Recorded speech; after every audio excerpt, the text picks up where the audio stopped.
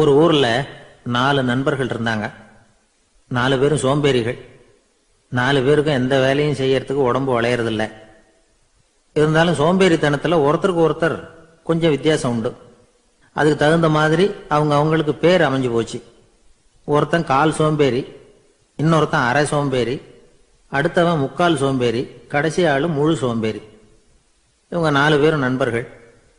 அப்புறம் எப்படி காரியம் நடக்கும்? 4 பேரும் ஒரு வீதியில் அப்படியே நடந்து போய்கிட்டு இருக்கிறாங்க. நல்ல பசி.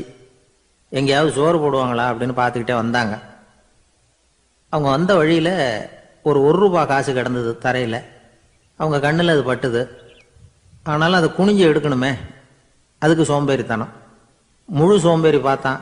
பக்கத்தில் வந்துக்கிட்டு இருந்த முக்கால் சோம்பேறிக்கிட்ட சொன்னானா, டேய் அதை கொஞ்சம் குனிஞ்சு எடுறா அப்படின்னானா. அவன் என்ன பண்ணான் தெரியுமா? அதுக்கு அடுத்தபடியா வந்த அரை சோம்பேறிகிட்ட சொன்னானா, நீ அதை கொஞ்சம் குனிஞ்சு எடுறா அப்படின்னானா. அவன் இவனை விட மோசம். அடுத்தவங்கிட்ட சொல்லியிருக்கிறான். அவனும் குனியறதுக்கு தயாரா இல்லை. ஆக கூடி கடைசியில யாருமே காசை எடுக்கல. என்னத்துக்கு அனாவசியமா உடம்ப வளைச்சிக்கணும் அப்படின்னு எல்லாரும் பேசாம வந்துட்டாங்க. அவங்க பாட்டுக்கு நடந்து வந்துகிட்டே இருக்கிறாங்க. எதிரில் ஒருத்தன் வாழைப்பழத்தை வண்டியில வச்சு தள்ளிக்கிட்டே வந்தான். ரூபாய்க்கு 4 பழம்னு கூவி வித்துக்கிட்டே வர்றான். இப்ப அந்த முழு சோம்பேறி சொன்னானா, டேய் வழியில கிடந்தத 1 ரூபா, அதையாவது எடுத்துக்கிட்டு வந்திருந்தா இப்ப இந்த பழத்தை வாங்கி ஆளுக்கு ஒன்று சாப்பிடலாமே அப்படின்னானா. ஆமா சாப்பிட்டுருக்கலாமே அப்படின்னாங்களாம் மற்றவங்களும். ஆனாலும் திரும்பி போய் அதை எடுக்கணும்னு யாருக்கும் தோணலை. பேசாம சோர்ந்து போய் நடந்து வந்தாங்களாம். இருட்டி போச்சு. வழியில ஒரு கோவில். சரி இங்கேயே படுத்து தூங்குவோம் அப்படின்னா ஒருத்தன். அதுதான் சரின்னாங்க மற்றவங்களும். அப்படியே மண்டபத்தில் படுத்துட்டாங்க.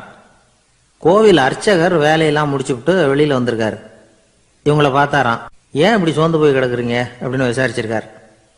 2 நாளாச்சுங்க நாங்கள் சாப்பிட்டு அப்படின்னாங்களாம். அவர் உடனே ஐயோ பாவம் அப்படின்னு சொல்லி பானை, விறகு, அரிசி, தண்ணி எல்லாம் கொடுத்து நீங்களே சமையல் பண்ணி சாப்பிட்டுக்குங்க அப்படின்னு சொல்லிவிட்டு போயிட்டார். இந்த 4 பேருக்கும் சமையல் பண்ணி சாப்பிடணும்னு ஆசையாக தான் இருந்தது. ஆனால் அடுப்பு பற்ற வைக்கணுமே, அதுக்கு தீப்பெட்டி வேணுமே. தீப்பெட்டி இல்லை. இப்போ முழு சோம்பேறி ஆரம்பிச்சான். அடுத்தவனை பார்த்து, டேய் கடைக்கு போய் ஒரு தீப்பெட்டி வாங்கிட்டு வாயேன் அப்படின்னு நானா. அவன் வழக்கம் போல அடுத்தவங்க கிட்ட சொல்லியிருக்கான். அவன் அதுக்கு அடுத்தவங்க கிட்ட சொல்லியிருக்கிறான். கடைசியாக கால் சோம்பேறி கிட்ட வந்து சேர்ந்தது. அவனும் அது நம்மால முடியாது அப்படின்னு பேசாமல் இருந்துட்டான். இப்போ தீப்பெட்டி வேணுமே, அதுக்கு என்ன பண்ணுறது? அவங்களுக்குள்ள பேசி ஒரு முடிவுக்கு வந்தாங்களாம். அதாவது யாரு முதல்ல வாயை திறந்து பேசுகிறாங்களோ அவங்க தான் தீப்பெட்டி வாங்கறதுக்கு போகணும் அப்படின்னு. அவ்வளவுதான். உடனே 4 பேரும் வாயை கெட்டியாக மூடிக்கிட்டு படுத்துக்கிட்டாங்க. அவங்க சமையல் பண்ணி சாப்பிட்டாங்களா என்ன அப்படிங்கிறது அர்ச்சகருக்கு தெரியல. சரி பார்த்துட்டு வரலாமேன்னு வந்தார். வந்து பார்க்குறாரு, இவங்க 4 பேரும் அசையாமல் படுத்து கிடக்குறாங்க.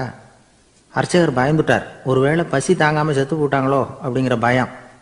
அல்லது நாம் கொடுத்த உணவுப் பொருளில் ஏதாவது விஷம் கலந்துருக்குமோ அப்படின்னு பயந்தார். அப்படின்னா நம்ம மேலே பழி வந்துருமே அப்படின்னு நினச்சி நடுங்க ஆரம்பிச்சுட்டார்.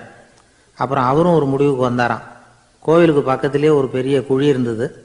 அதில் ஒவ்வொருத்தரையா இழுத்துக்கிட்டு போய் போட்டார். கொஞ்சம் மண்ணை தள்ளினார். காலால் மிதிச்சார். அவர் மிதிச்ச மிதி ஒருத்தன் அடி வயத்தில் போட்டுவிட்டுது. அவன் உடனே வலி தாங்காமல் ஐயோ அம்மான்னு அலறினான். உடனே நடந்தது என்ன தெரியுமா? மற்ற 3 பேரும் துள்ளி எழுந்திரிச்சாங்களாம். அவனை பார்த்து நீ தாண்டா தீப்பெட்டி வாங்க போகணும், நீ தாண்டா வாங்க போகணும், நீ தான் சத்தம் போட்ட அப்படின்னு சொல்லி ஆரம்பிச்சுட்டாங்களாம். அர்ச்சகர் பார்த்தார். இது பேய் மாதிரி தெரியுதுன்னு நினச்சிக்கிட்டு ஒரே ஓட்டமாக ஓடி போட்டாரான்.